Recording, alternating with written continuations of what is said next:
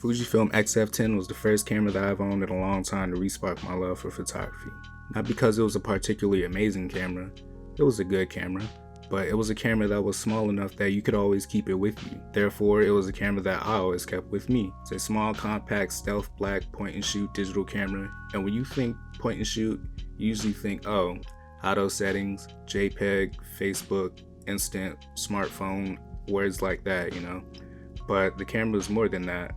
It had a full array of external manual controls, it shot uncompressed RAW, and the files that I got out of this camera were something that you can't get with an iPhone, or comparatively something you could get with a larger, more expensive camera. A camera that would be harder to keep with you at all times, and a lot more noticeable, say if you're shooting on street, or just trying to get candid photos of your friends and family. The XF10 was stealthy. It had a leaf shutter akin to the sound of an electronic shutter, nearly completely quiet. People would often ask, hey, when are you going to take the photo? Are you going to get the photo yet? And I'd be well on the way to about 15 shots already.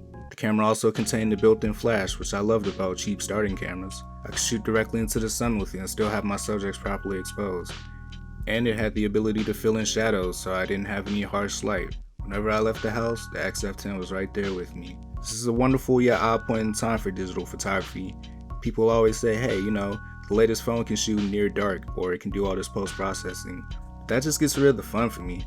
I'm one of those hands-on photographers that finds as much joy in editing the photos as I am out taking them. And the files you can get out of this camera are really something you can't compare to a phone. Not without downloading some third-party app and learning through that curve all again. The autofocus on this camera is good. Sometimes it misses in the dark, but every camera does at some point. This caused me to do what most camera reviewers say, to slow down and appreciate the environment that I was in, which has become quite a cliche at this point, but what can you do about it? The camera files are small enough, and the SD card I had was large enough that I could take as many photos as I needed to just to get the focus intact. Either that, or I could just open up the aperture and switch to manual mode and do zone focus. Either way, I always got the photo that I wanted at the time, so I can't complain about that. I could recommend this camera to anyone, millions of times over, which I may or may not have done when I was trying to sell it, but this camera was really just good for me. It was everything I needed at the time, and although I often don't get attached to inanimate objects, there was just a little bit of sadness I felt as I was packaging this camera up and sending it off to whoever bought it from me.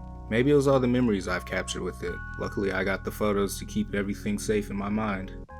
Or on my hard drive at least. If you ever find yourself on the fence about purchasing this camera, go ahead and do it. In fact, buy two and send me the second one.